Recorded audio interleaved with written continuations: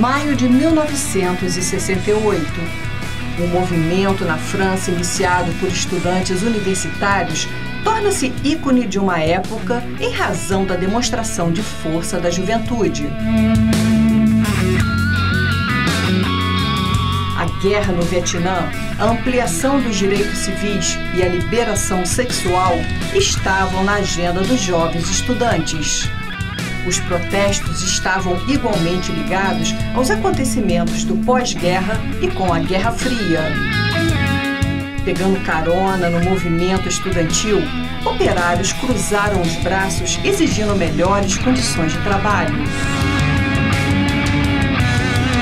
Paris transformou-se em palco de confrontos entre policiais e manifestantes.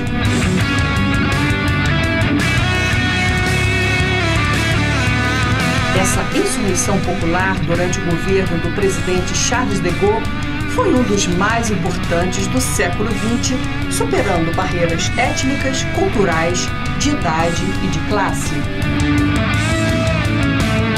O movimento de maio de 1968 em Paris influenciou diversos países, assim como um grupo de jovens de Nova Friburgo, cidade serrana do estado do Rio de Janeiro. Palavras de ordem importadas da França como "Parem o mundo, eu quero descer" e "É proibido proibir" eram repetidas entre a juventude brasileira. Uma comunidade hippie se instala em Nova Friburgo no final da década de 60 do século XX. Assim como os outros grupos da contracultura, o movimento hippie tem os seus primeiros registros nos Estados Unidos entre os anos 50 e 60 do século passado. A contracultura designava um conjunto de manifestações culturais que se opunha à cultura vigente. Os precursores dos hippies foram os beatniks, formados em sua maioria por boêmios como Jack Kerouac, William Burroughs e Allen Ginsberg, que nos anos 50 criaram um novo estilo de contestação.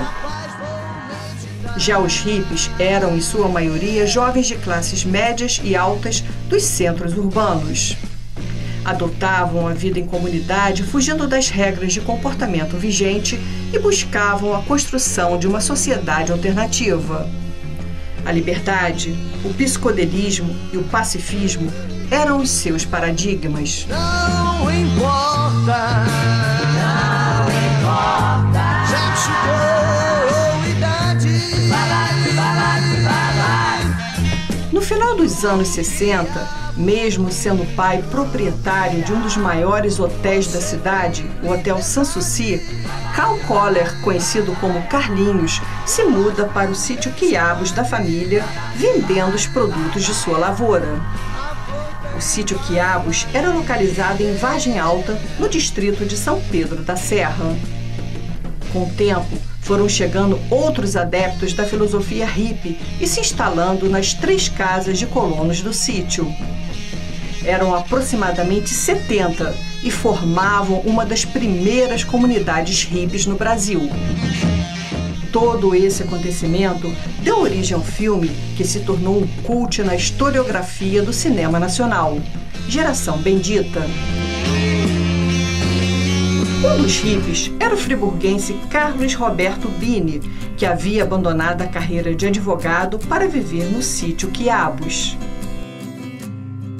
Bini, que já havia filmado 2 curtas-metragens, Cristo Afogado e Erotismo, começou a fazer registros filmando a comunidade.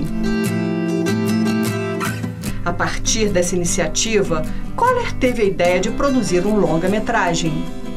O roteiro é autobiográfico da vida de Carlos Bini, contando a história de um advogado que resolve abandonar a profissão e se tornar um hippie. O protagonista vive um romance proibido com uma moça de classe média e de família tradicional que estava noiva. Com muita dose de humor, os hippies são perseguidos pelas insistentes catequeses de um pastor da Igreja Batista. A produção do filme é de Cal Koller e de Carlos Duade, e a direção de Carlos Bini. O francês Fritz Meldy Lucien Mélanger, ex-assistente do cineasta Claude Deluc, foi contratado como diretor de fotografia. Quem vai nos contar mais sobre essa história é o professor Renato Cortes Teixeira, que teve participação no filme. Renato, Geração Bendita, um filme produzido em 1968. Antes de mais nada, eu gostaria de saber como era Nova Friburgo nessa década de 60, né? No momento que o filme foi produzido. A gente sabe que a gente está vivendo um momento difícil na vida política nacional, por questão da ditadura militar, da censura. Como é que foi a produção de um filme nesse período, com todo esse problema político e social da época? Olha, nós aqui em Friburgo, né, tínhamos o grupo mais consciente, né, desse programa da contracultura, de ir contra o sistema, e acompanhando esse movimento hippie, né, mas ao mesmo tempo Friburgo, a gente, por mais repressão, né, do Sanatório Naval, tá, e a Polícia Civil, o grupo, tá, de Friburgo, ele tinha uma certa liberdade. Então essa vontade de paz e amor, a gente desfrutar a vida, porque a gente não sabia se a Guerra Fria, a bomba atômica ia estourar em algum momento. Então vamos aproveitar o momento, não sabemos o dia de amanhã, né? Mas com uma certa, eu falo assim, um certo diferencial de hoje, porque a gente queria realmente viver, de desfrutar a vida. Então esse movimento começou a chegar, né, e essa ideia do filme é que retrata o cotidiano de Friburgo. Se a gente analisar o filme topograficamente, você vai ver que o Bini, o diretor, pegou os pontos principais de Friburgo, mostrou qual era a realidade da Praça do Suspiro, mostramos o centro de turismo, mostramos a praça, mostramos o Paissandu e o Cônego. Era onde é que é o nosso círculo ali na praça? Praça Alberto Brown. Porque vocês são um grupo urbano, né? Antes de interromper um pouquinho, quando você fala em grupo, que grupo é esse? É um grupo de amigos ou vocês eram um movimento estudantil, institucionalizado? Que grupo é esse? Tínhamos, né, capitaneado pelo João Carlos, né, meu irmão, que existia o Parlamento Estudantil, não foi criado pela gente, tá? Já existia o Parlamento Estudantil. E João Carlos foi o último presidente do Parlamento Estudantil. Então nós tínhamos os secundaristas, então tinha todo um grupo já. Como é que era essa estrutura dentro das escolas de organização dos estudantes, para as pessoas entenderem naquela época? Que hoje a gente tem um diretório, né? Como é que era na época? Você falou em parlamento? O parlamento, os colégios, eles tinham as chapas, né? Geralmente o sanatório montava uma e a nossa. O sanatório montava sempre uma chapinha, né? Sempre perdeu. Você disse o colégio do sanatório? Não, sanatório, não. O representante deles, que tinha gente deles infiltrado no nosso. Tá. A gente sabia quem era o agente e quem não era, pelo próprio comportamento. Tá? Interessante que nessa época estudantil mesmo, o auge mesmo, foi numa eleição do parlamento anterior, né? Foi quando o Papa João XXIII faleceu. Nós estávamos no xadrez, no clube de xadrez, na apuração. Tinha apuração, as urnas de todos os colégios, né? A irmã Cornélia, a irmã Selma, né? Lúcia Raminelli era representante no grupo deles, certo? De eleição, urnas em todos os colégios particulares. O parlamento com a chapa do parlamento estudantil. Quantos integrantes nessa chapa? Era igual o parlamento mesmo. Certo. Tem um cabeça, né? O presidente era João Carlos, né? nessa apuração. Aí quando viram que ia ganhar muita coisa mesmo, muita frente, aí o rapaz, né? tentou tumultuar a apuração. Aí eu e Sônia Leal estavam lá em cima, começamos a jogar a cadeira embaixo, aí foi uma confusão danada, que queriam anular a eleição. Aí foi uma bagunça, mas era uma bagunça maravilhosamente gostosa, né? Era muita coisa boa nisso. Era esse o clima de Nova Friburgo na época, né? Era estudante secularista, né? Porque aí não existia faculdade ainda.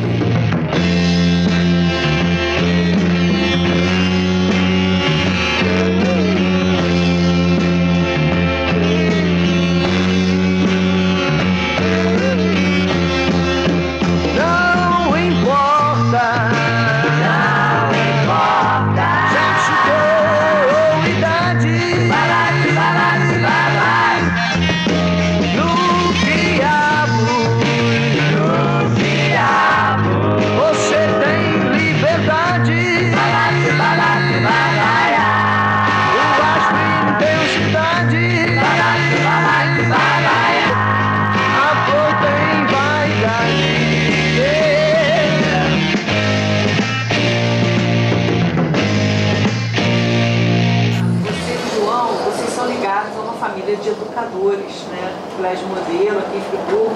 Então vocês estavam assim dentro do um colégio muito reconhecido, que estudaram muitas pessoas assim, até que já estavam assim na própria direção do município, né? Então vocês vêm de uma família de tradição de educadores, então vou destacar isso, né? Então vocês tinham uma certa, vocês chamavam a atenção, né? Em relação a isso, né? Eu acho que sim. E a liberdade que a gente foi criado.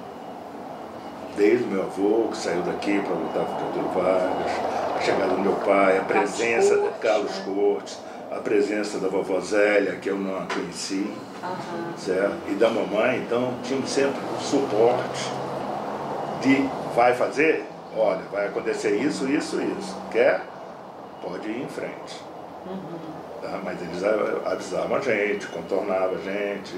Então, mas a gente era influenciado por muitas... se a gente tinha liberdade em casa, então vamos sempre respeitando o direito do outro, certo? Mas a gente sempre trazendo as ideias, trazendo as motivações, as conversas na Praça de Getúlio Vargas, como sempre, que era o centro politizador, quer dizer, era centralizador ali. Quando a gente fala, bar da galeria, bar da galeria, mas ali era evolução política, porque a Câmara de Vereadores, os jornalistas e nós, estudantes. Então, sempre centralizava aquela coisa toda naquela região ali, onde é que é a única... isso vamos explicar. Esse edifício União. Aí era o point de vocês. Era o point, não só da classe política também. Tá? Do outro lado ficava a única, mas a maioria, nessa época já prevaleceu o lado, tá? Ali em frente ao fórum, onde é que é o fórum, onde é que tem o prédio da União, que aliás que era o consultório do Dr. Demerval, então já era centralizador por direito, né? Por nascença do Dr. Demerval. Ali que era o consultório dele. Então, assim, o clima político de Nova Friburgo na época também, em relação ao contexto nacional, era assim, bem agitado, né? A gente agitado. Bagunça a gente fazia.